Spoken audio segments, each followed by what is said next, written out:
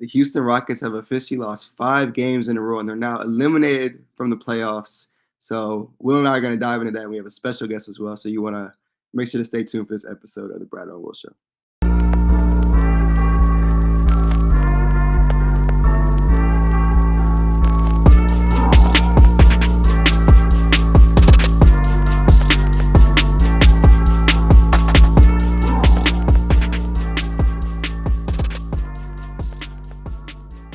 All right, and welcome back to an episode of the Bradeaux and Will Show. I'm your first host, Will. As always, you can find me on Instagram, Twitter, TikTok, all that good stuff. Everybody's Houston. The thing I'm going to plug real quick is the playback room. You could have came through and watched us react and be disappointed to the Rockets L today. Live, Houston Live Room is what it's called on playback. It's a website, it's an app, so tap in with that. And I'll pass it off to Brad. Yeah, as always, Bradeaux, NBA, Instagram, Twitter, all that good stuff. And as Will said, we're in the playback watching the games. Really tough one today against the Mavericks. So, for the rest of the season or even next season, if y'all want to catch us there, please do so. But today we got a special guest, voice of Houston Sports Radio, my guy Stan. He had me on around a month or so ago, so I really appreciate that. So I had to get him back on the Bradeaux and Will Show. So, yeah, man, how you doing today? Respect to the young G's, man. Love what y'all doing, Bradeaux and Will, man. I'm a big fan of what you're doing. I see y'all killing it on social. So any opportunity to rock with you and talk about our home team, I'm with it. I'm disappointed. It is what it is, but we'll get to all the things. Let's get it. Yeah, man. But you gotta let people know, man. Where can they find you? Sports Talk 790. Yeah. So I host a show, me and Chris Gordy. It's called Next Up, each weekday, 10 to noon. Sports Talk 790. You can find me on social at Stan Sportsman. I'm leaning on my nephews. They do a great job on the social, so I'm leaning on them. My name is the same on everything. The Facebook, the Insta. I ain't even gotten the Twitch and all of that, but Instagram, you can find me on all that. X.com, formerly Twitter, and all the things at Stan Sportsman. Yeah. There you go. Well, look, we're gonna start. Yeah, I was just gonna say, we went to start by just kind of getting to know you. Let the listeners kind of know who we're speaking to today. So I just want to ask you initially, just what made you kind of get into the radio? How did you know that was for you? How did you find yourself in the position that you're in right now? Yo, long-winded way of saying it, but my story is crazy. So I'm a football guy. I played undergrad at the University of Virginia, played in grad school here in Houston, my 5th year at Texas Southern, Michael Strahan's alma mater, and got the graduate degree, tried to do the NFL thing, but basketball was always the first love. A lot of people don't know that, but hoops was the thing. I was too short though. I was on some Barkley-ish, but I was mad shorter than Barkley. You know what I mean? We actually might be about the same size, but he was way more athletic than me and all the things. So my high school coach was like, look, man, start rushing the passer, go get money, and then you can get to all that on the other side. But real talk, so once I was done playing football, Jerry Jones and Greg Grissom, who's now the president of the Texans, pulled me inside of the Texans, went to work for Jerry, worked for Bob Johnson, went and did the MLB, and this is from a sales capacity up in D.C. So I land in Lexington, Kentucky, and a young man showed up that I had never heard of in life, and he changed my life. His name was Anthony Davis. So I'm working in Kentucky. It's 2011. Yeah, 2011, 2012. Him, Michael Kidd-Gilchrist, Calipari, they won a title. So this is real spit. So I'm just talking BS around the cooler inside the office. And the producer of a show heard me talking with the guys. He said, yo, can you come on the show this week and say that same thing? Say less, before we were saying say less. He said, yo, after the show, he said, yo, can you come back next week? I said, yeah. The week after that, he said, can you do every day? Man, God bless me. A week after that, I was doing my own show every week. Bryson Tiller say back and forth from Lexington to Louisville, mileage. I think he said the other way, Louisville to Lexington mileage. I was doing it the other way, Lexington to Louisville. So I was doing TV in Louisville, radio in Lexington, and God bless me, media career was gone. And 12 years later, here I am doing my own show in the 5th largest market in the country. Just want to tell everybody, real talk, God is real. Stay prayed up, stay faithful, stay grinding. God will honor what he said he's going to do. Living testimony. That's real. That's real. That's real. I mean, that's an amazing story. For Will and I, we're, of course, obviously blessed to just have a voice right here as well. See that traction that we've been getting as well. So to see an opportunity open up like that for you, and it take off like that, that's amazing. So, Yo, props let to me you. ask y'all something real talk. I know this is totally off script. Go ahead. But like Go ahead. when you see a guy like me mainstream with it versus guys like the two of you that are grinding, y'all in it. Like I refer to some of y'all content on my show. How do you view the mainstream versus guys that are independent, people that are independent like yourself, in terms of Rockets content? How you feel about that? What do you think, Will? Are you talking about in terms of quality or quality and entertainment, like the whole thing? How you feel about it?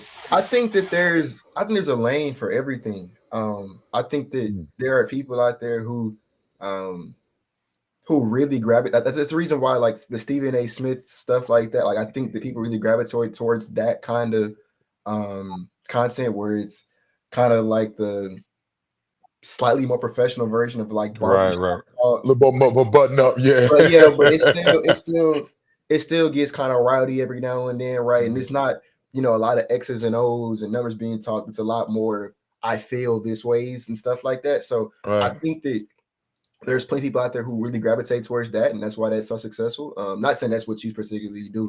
No, I understood. But yeah, but like I think there's a lane for that. Then there's the lane for like, what me and Brad do, where it's I wouldn't say that we're the most X's and O's and analytical when it comes to like there's definitely more people out there who do really great work on this platform, who are more analytic based and X and O's than we are. But I would say that what we do is we make more content, like because we watch every second of every game, no matter what, right? It doesn't matter if it's a Tuesday night, Friday, it's a Saturday, a Sunday afternoon. We watched it, and honestly, Tuesday versus Charlotte, we watching this joint. You know what I'm saying? And like, I particularly didn't really want to watch today's game, but you push through it, you watch it anyways. And so I think when you have people like that, it's like you kind of produce a different level of content that like all the respect to like a Stephen A. Smith or like the ESPNs, like they don't do that because they're not watching every second of every game for just one team. They're watching. They might watch the NFL like red zone equivalent for basketball, where like NBA TV or whatever. You know what I'm saying? And that's why you get your opinions from that. And so like I think it's just a lane for everything. And I think it's really cool that like, particularly with like the Rocket side of things, I think that we have a good mix of everything. I think I agree. There's people out there, like I said, I think the radio personalities are really good. I love Brad. What's my man's name we had on the show last year? He's more Texans than we are. Sean Pendergast. Yeah, Sean. Yeah, he's on our competitor station, but I respect Sean. Yeah. Okay. He does a good job. Sean's a good guy. Yeah, he's the other man. The guy who was right behind us at the gala, bro. I can't think of his name either. Sean. Nah. He was talking to Ben DeBose. He's the play-by-play guy. So my man Matt Thomas. Yeah, Matt Thomas. Yeah, Matt Thomas. So Matt Thomas is on with us. My show is right before his. Of course, I got to plug it. Sports Talk 790. We are at home for the Houston Rockets, radio-wise. Sports Talk 790 AM. So Matt Thomas is radio voice of the Rockets. And he's been doing it for a minute. So I got a ton of respect for MT. He does a great job. He's really good at it. Then I'll shout out like I don't know, are you familiar with the Rockets Chop Shop? I see him, but I don't know him. Okay. Yeah, they do really, like I said, they're definitely a lot more X's and O's than me, but they do really good work. So like I think we have a good mix of just like everything. There's the ESPN kind of adjacent guys, with the radio personalities, that the guys who do the X and O's breakdowns, people like like I think it's just a really good mix. Like I talk to a lot of people from different like fan bases and communities, and I think that we for sure have like one of the better ones. Yo, Brad, before you go, let me just say this though. Like, I think it's really cool that we live in a market that is conducive to both. You know what I mean? And when I say that, it means like some people see me out when I'm at, sports bars or just out in the city or whatever. And they're like, bro, talking to us right here in the venue is different than who you are from 10 to noon. I'm like, but you got to understand, iHeart is a national, global brand. Like I can't be me. Like barbershop talk, how you talking about? I gotta be the button-up version of me on there. Like we're talking to a certain audience on there. I love what y'all do, because it allows you to engage whoever y'all want to engage. So that's why I appreciate opportunities like this to just keep it funky and keep it a buck, and let's call it what it is. So that's it. I just want to get that out, Brad. Yeah, no, 100%. And I'm with you. I think y'all do an amazing job on the sports radio. Now I live in Atlanta. I can't listen as Yeah, I was much. down there. But from what I see, Yeah. so y'all do an amazing Appreciate you, job. bro. But yeah. As Will mentioned though, when it comes to this national media and then our Houston media in general, there's a place for everyone. A lot of great content. I just wanted to reiterate that, but I really agreed with what he was saying. But yeah, no, on the Rockets side of things, they had an amazing March. 13-2, 11-game winning streak. Shocked a lot of people. They were at one point, a half game out of that playing race. Crazy. And now we got a 5-game losing streak. Officially eliminated today. With the loss against the Mavs. So I just wanted to ask you, man, what do you think, about the season as a whole? It's officially done. They got 40 or 38 wins, more than most people thought. What are your thoughts overall on the team? So I'm going to say, and I brought this up on the air because in Houston, we celebrated everything that D'Amico Ryans did with the Texans, given where the Texans were the previous 3 years, coming off the Deshaun Watson and all of that, and what D'Amico did in 1 year. I made the statement, and it ruffled some feathers locally. I'm like, yo, if Udoka get them in the play-in, that is a greater turnaround than what D'Amico did, given the parity that's in the NFL versus the NBA. Even still, if Udoka is able to get these Rockets 500, a game above 500 to close it out, I still feel like that is a monumental achievement. Look at the roster. Look at what happened tonight. I'm looking at the box score right now. Man, Kyrie with 48, Luka with 37.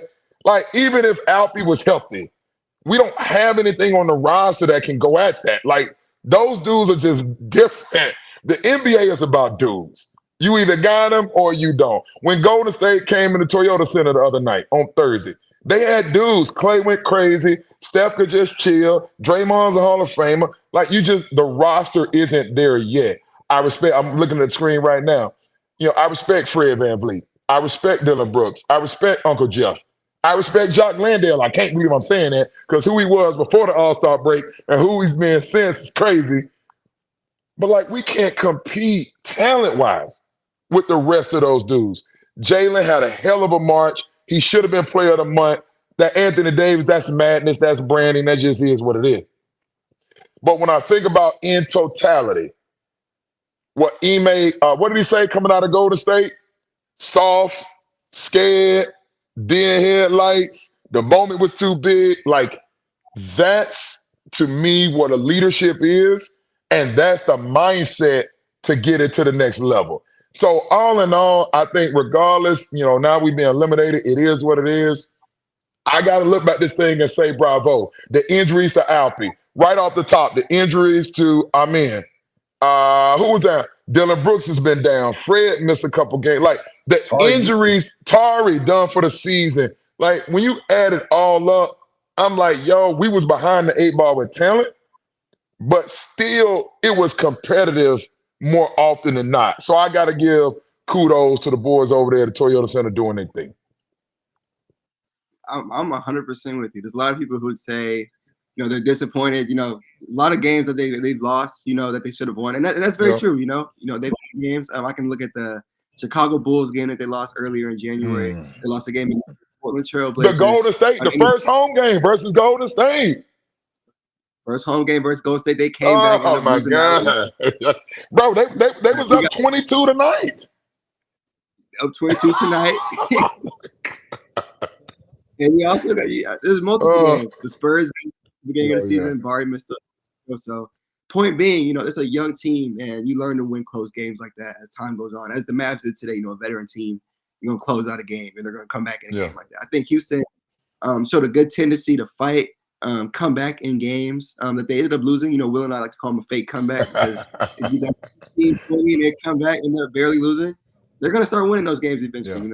Slow start on the road. They were 5 of 24 at one point on the road this year. And then they rattled off 7 in a row. So they'll start winning on the road. And last thing, they have done a really good job of winning at home, which is important. I think that's really good for your culture, and that's going to continue for years and years to come. But I harken back to the game, what was that, about 3-4 games ago at Minnesota. Fred VanVleet goes 20 points in the fourth quarter. These are games that the Rockets get blown out a year ago. But by having Fred VanVleet, by having Dylan Brooks, and I understand, and I'll be honest, I think Dylan got tired. You know what I mean? I think being the 3-and-D guy that he is, guarding everybody, picking up 94 feet, all the things, like I think Dylan's legs got away from him at the end. But because of the injuries, they just didn't have the depth to keep him fresh. And maybe next year they will. But I think about specifically the Minnesota games pops to mind. I know Karl Anthony Towns didn't play that night, but I'm like, yo, Fred kept him. It was 1-on-1, 100 with like a minute to go. A year ago with Silas, it's not about Silas. I'm just saying the roster, the situation, where the organization was. Bro, they get blown out by a dub. And so to your point, they're fighting. They're inching and clawing. But I think perhaps we all would agree. I ask you, brothers, Jalen Green, I don't think can be your best player on a championship team. They got to go get a guy. Now, I don't know how they're going to do it, but I don't know that JG is going to be the all-NBA player. I don't think JG is going to pull an SGA. Is that fair? Am I doing too much? Y'all tell me. It's still early.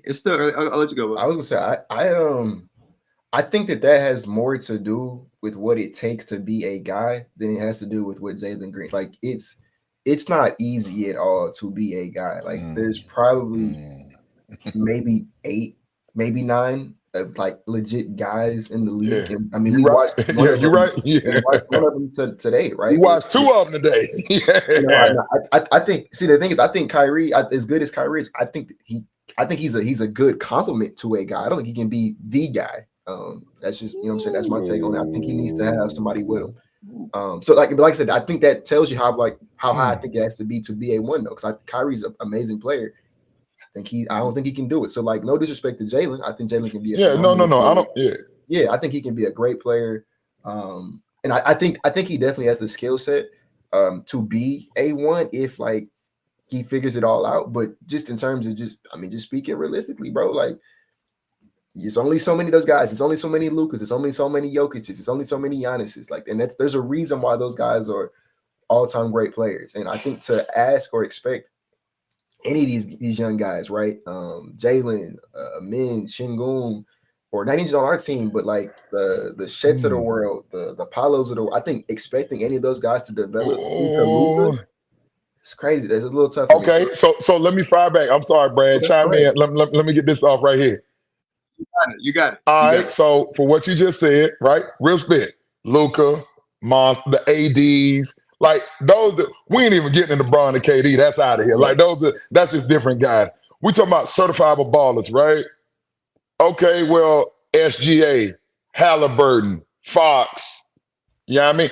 I ain't even talking about Tatum and Brown. I ain't even got there. Joker, different. Embiid, different. But again, like, is it unreasonable to expect Şengün? I know we tease the baby joke and all that. Like, I get it. That's entertainment. It is for the joke. Is just different, bro. But like when I see Sabonis and Fox get busy, I'm like, that can't be Jalen and Alpy? No, it can. But I guess I think Jalen and Alpy can be better than Fox and Sabonis. Like I think like specifically Şengün. I think Şengün in a year or two is going to be like defended. Like I think it's going to be unanimously recognized that he's better than Sabonis in like a year or two. I believe a lot of Şengün. But like to the combo though, yeah. I don't think that Fox and Sabonis will win a championship. They probably won't. Yeah, for me, it's like I think Jalen Green could become a De'Aaron Fox, but a De'Aaron Fox is not a guy to me. Like I said, there's only 8 of those guys. Yeah, you're right. I remember I was working for Bob Johnson when the Bobcats came to Charlotte, right? When they brought the franchise back, the Hornets go to New Orleans. I'm in the front office in sales. And Ed Tapscott, he's currently a scout for the Timberwolves. He was the president at the time. And I remember one time I was at a dinner just sitting around him, Mike, and some other people. And he said, Stan, we use the term superstar too loosely in the NBA. He said, bro, at any given moment, the actual term superstar, it ain't but a handful, maybe 8 dudes that's really built for that. And so if you don't have one of those dudes, then you really have to like manage your expectations. And now it sucks because in Houston, we're used to having those dudes. Chris Paul, Russell Westbrook, James, going back, obviously, Hakeem and all that. Tracy McGrady, Yao Ming. Like, we're used to having dudes in Houston. And we got guys that are ballers and they're young and they're growing. But I still think, and that's why I look at Rafael Stone, I'm like, Stone, is it Zach LaVine? Is it, who's the other guy that's out there that I keep hearing might be on the block? Zach LaVine came to mind. You probably thinking about Mitchell. Ooh, now we cooking. We get into guys that are a little different. So maybe I'm bugging. Am I jaded? You know what I mean? We are the flagship for the Rockets. Am I jaded when I'm like, do you grow your guys? That's what Oklahoma City did. Real talk, that's what Golden State did. Golden State grew their crew. And it just turned out they got 2 Hall of Famers in a possible. You know what I mean? So, like, do you grow your guys or do you go get a guy? What say you, Brad? I'll say this. LaVine, I'm definitely not getting. You don't like LaVine? I wouldn't go for LaVine. I'm banking on Jalen over LaVine, potential-wise. But the conversation definitely does start with, Donovan Mitchell. That's a convo. He said he's probably not re-signing with the Cavs if they don't reach the finals.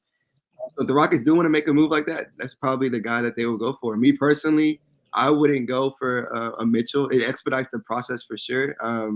Even if they make that move, I'm assuming it's Jalen and probably a pick or 2. It's not just a 1v1. You got to throw some in there. And I personally like the potential outcome of those Brooklyn picks because Brooklyn right now, they might be worse next year. We're getting a top 10 pick now, and the pick next year could be even better. And again, they have no avenue for really improvement.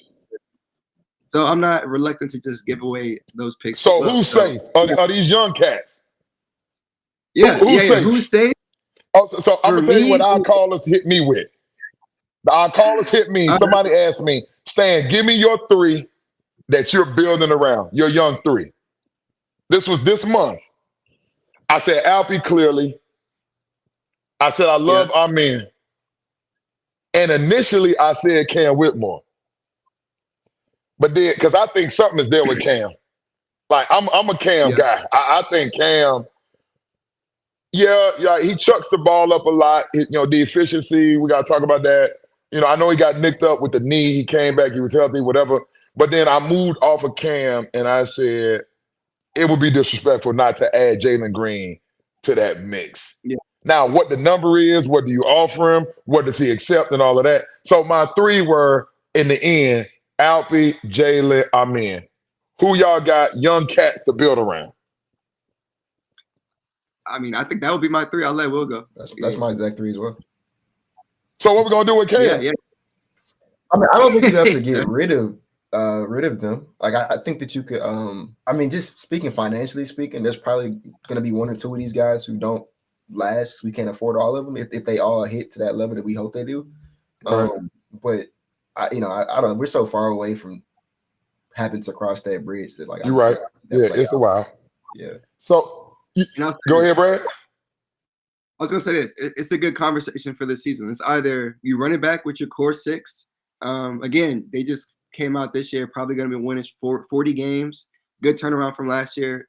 Give them 1 more year as a unit. With this new coach, a full offseason, see what they can do. See if they can reach a playoff setting. And see what they do. I feel like it's important to see what those young guys can bring to the table 1 year together. I see you shaking young your head, guys don't win, bro. That's the part I have an issue with. Young guys don't win games. Look at the history of the league. It's veterans, and that's why LeBron don't like playing with young dudes. That's why he blew it up in LA. Bron, like, I need dudes that understand what's happening. So I'm like.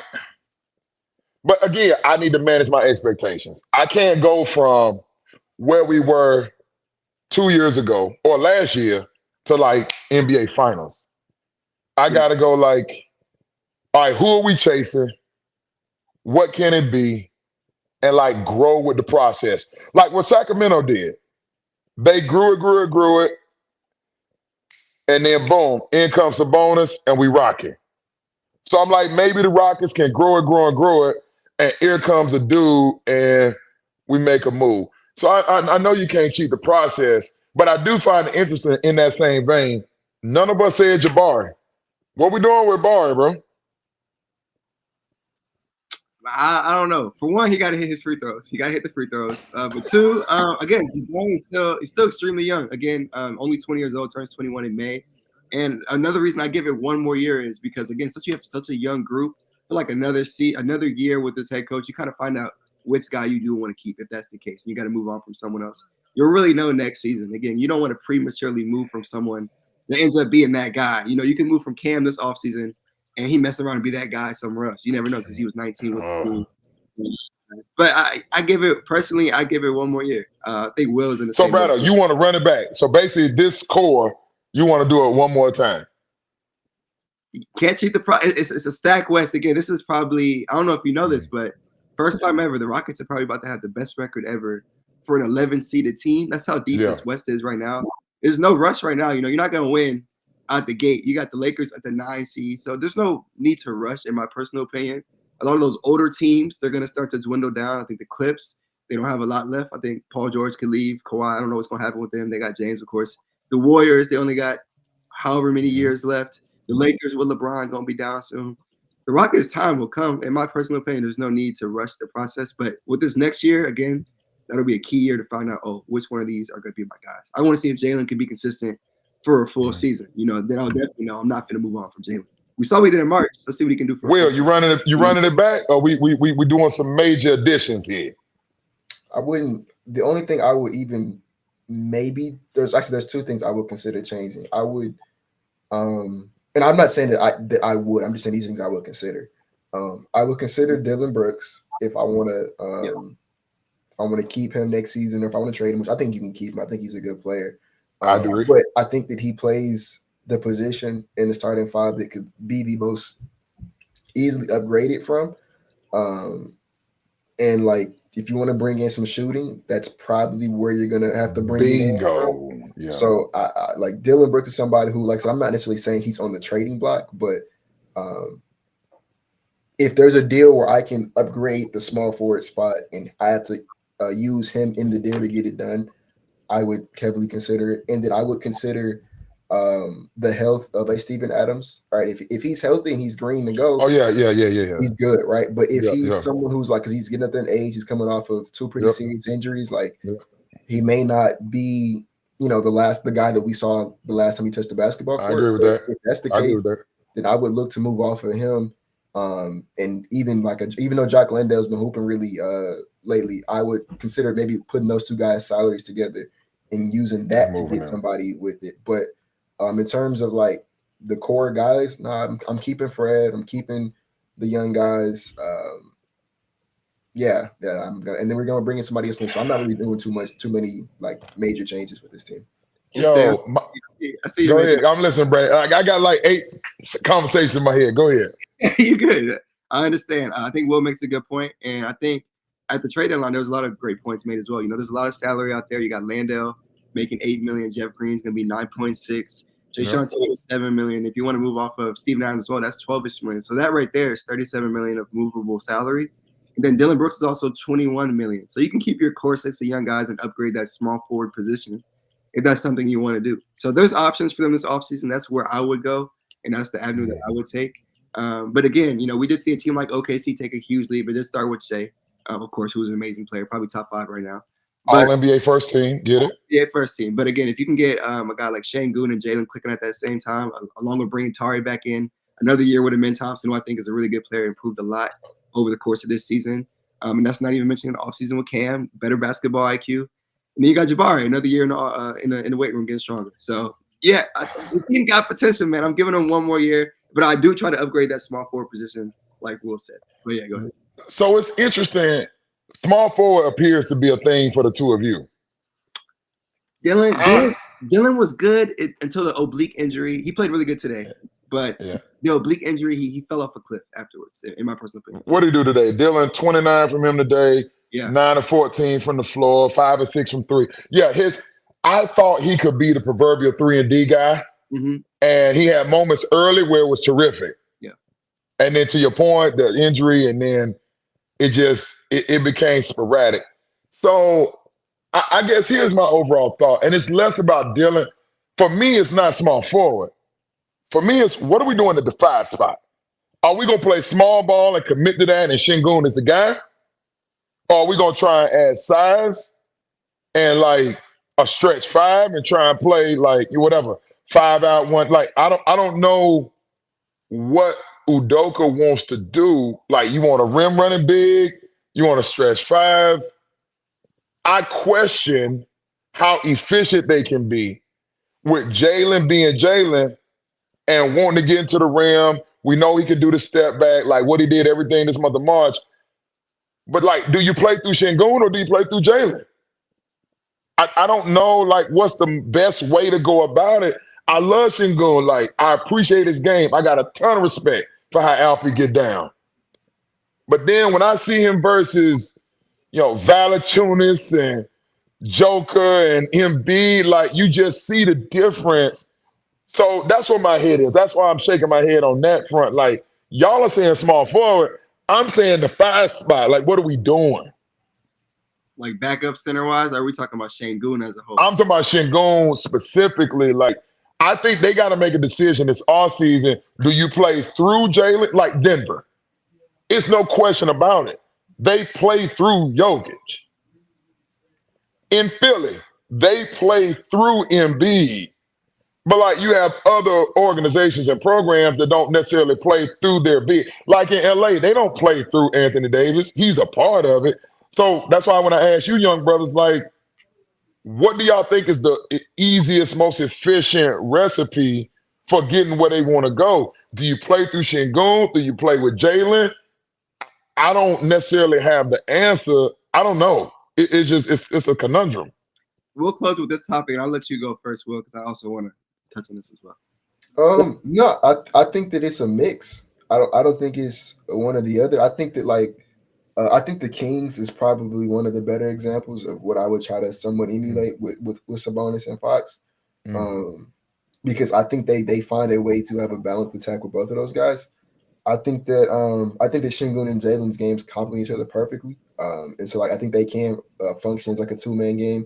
I get the whole like spacing concerns with like Şengün down in the post, but I mean, there's maybe 5 centers who are respected shooters in the NBA right now. Like I'm struggling to think of 3. I thought of Brook Lopez immediatally. I like Lopez. Cat. Yeah, Good Cat. Yeah. But after that, I'm probably forgetting somebody big, and I just can't remember it right now. But like the best, Embiid and Jokic obviously can space the floor, but also they're like superstars, so that's a different conversation. But like, you know what I'm saying? But outside of that, like it starts getting a little. There's not that many guys who are out there spacing the floor that effectively. And so I think that no matter who we pair Jalen with, more than likely it's going to be with a center who's not an elite shooter like Karl Anthony Towns. So I think he's going to find a way to adapt. And I mean, to his credit, I think he's doing it right now. He's playing with Jack Landale. He's playing with Jeff Green. He's playing with Amin Thompson. Those are guys who don't space the floor, and he's been really good at it right now. So I think that regardless, he's going to have to find ways to adapt. And like I said, I think he's doing that right now. And I think that Şengün, I think that a lot of what scared Rockets fans early in the season was like how, those first 30, 40-ish games, it was just pick and roll with Fred VanVleet and Alperen Şengün, get the ball to Şengün, and then go to work. And I think people saw that and they're like, okay, like that's what we wanted. But I think that was more necessity than design. I think that was like, okay, right. All due respect, Jalen was struggling at that point in time. We love Jabari, but he's not, I'm saying, that's not his role. His role is to hit shots, not to make them. Yeah. You know what I'm saying? And same thing with Dylan. Dylan's job is to make shots, not to create them.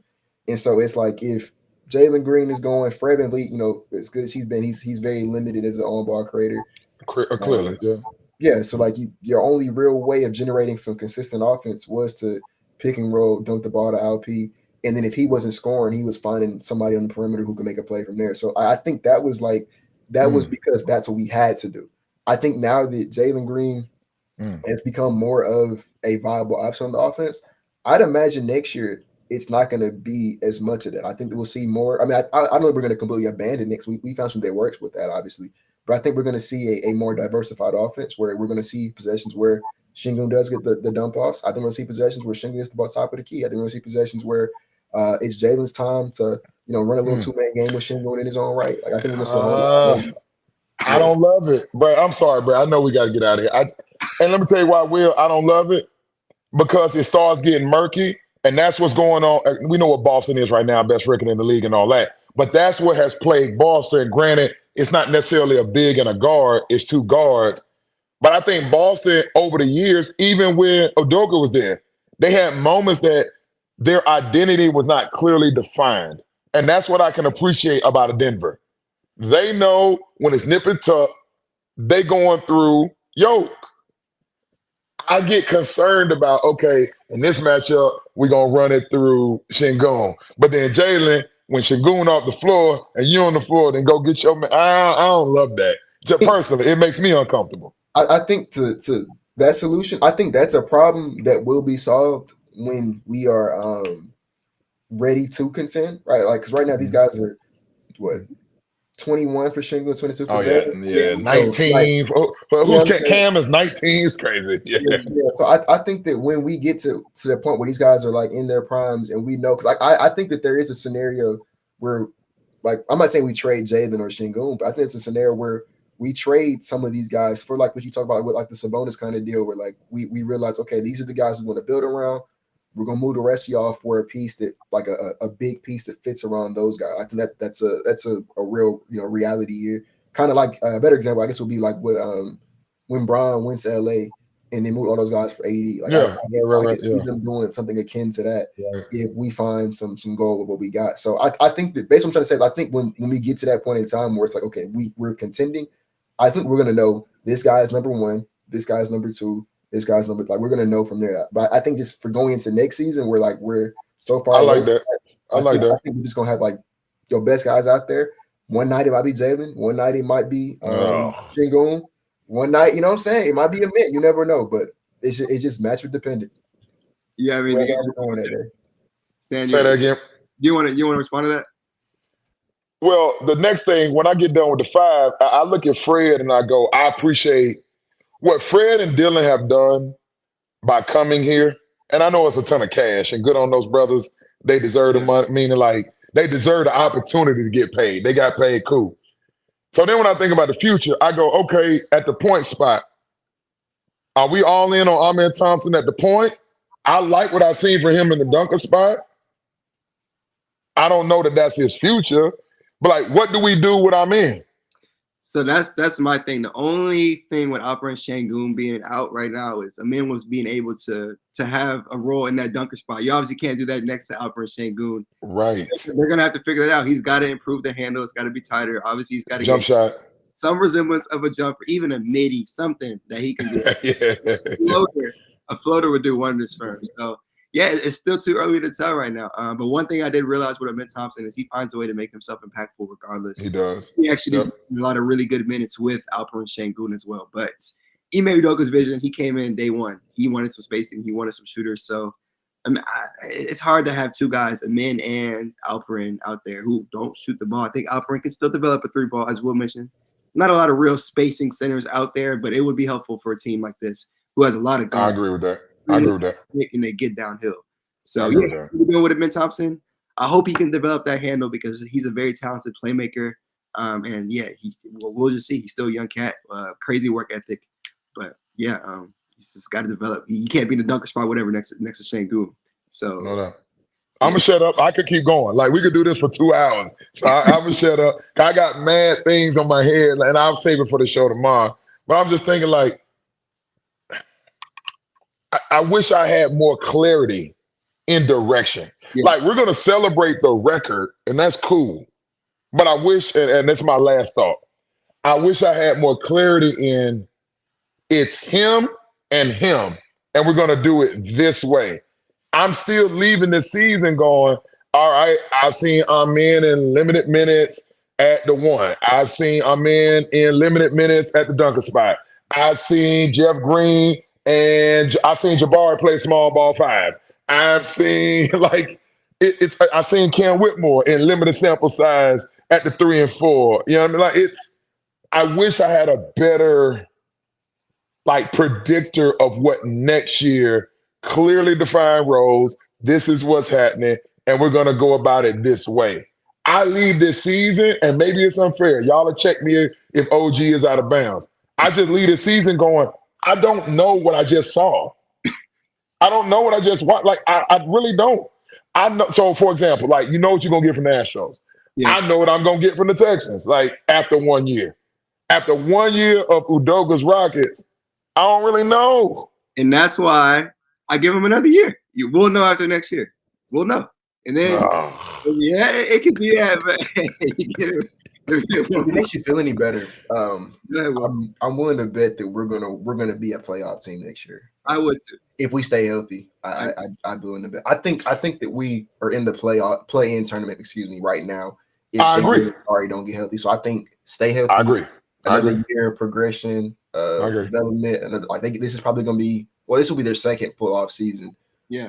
With Ime Udoka, so they get to learn a little bit more and take them next step. So I think next year, I agree with Brad. I think it'll be more of a learning and finding out experience. But I'm willing to bet that it's going to be an experience if they stay up. It's going to result in I think I predicted this last time. I don't know if I said on the show or whatnot, but I'm going to say 45 wins next year.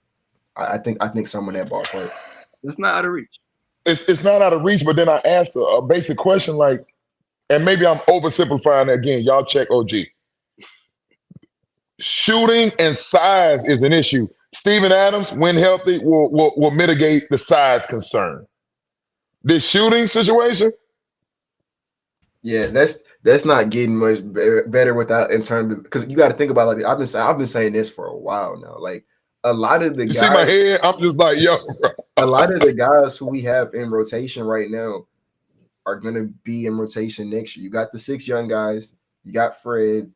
You have, you know what I'm saying, in theory, Steven Adams or some backup center to some capacity, right? So that's 8 guys right there, right? That leaves the Dylan Brooks spot that we talked about earlier. It's like maybe you look to move off of him to bring in someone who's a little bit better at spacing. But even then, there's a world where you don't, or even if you do move off of him, that's one guy. So now it's like you still, for the most part, got the same rotation as last season, maybe with somebody new, but probably not. Like, there's not that many minutes to go around. So what about my bench? Like, if Aaron Holiday is my scoring coming off the bench, I appreciate when Tari is healthy. We all know he gets busy. Like, I don't have no issue with Tari, but like, where's my punch off the bench? I think we're gonna see Cam Whitmore kind of step into that next season. That's my guy. I forgot. Yeah. In my mind, I got Cam in the starting lineup, and we rocking and we rolling. So I mean, it wouldn't shock me if next season ended and he took that spot. So yeah, wouldn't shock very me. well happen that way. Yeah, Stan, again, man, we gotta let you plug yourself. Let the people know where they can find you. We gotta get you in the spaces, the Twitter spaces, bro. Yeah, bro, listen, I'll be seeing y'all going crazy, real talk. So I'll be doing the post-game show, and I'll be like, look at my young G's, they going crazy on it. You know, I'll tap in with them every now and again just to hear what's going on. I don't get involved like talking about. I'm at Stan Sportsman on the X platform, Sports Talk 790, weekdays with my partner Chris Gordy.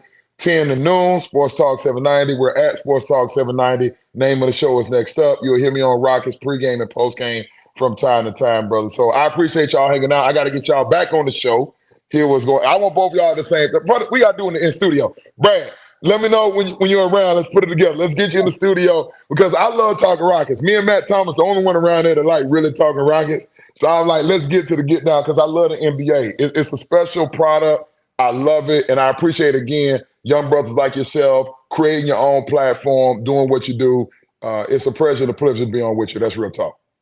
Yeah, I'll be in on the 18th, that Friday. Maybe then. If not, we'll find out. Oh, yeah, hit your boy. Yeah, let's put it together. Yeah. Pull up. Y'all pull up. All right, I'm ready to shoot. Yeah. We're going to have to get you back on the show, too. We got to do this a second time as well. Yeah, because I got like 7 other things, but I ain't want to take over the show. My bad. Y'all know I get to thinking. I'm like, This was fun. This was good. I think we had a good. My man, I appreciate it, bro. Y'all enjoy the rest of your Sunday. For sure. Yeah, you too, man. Thank you for tuning in, and we will see y'all next time.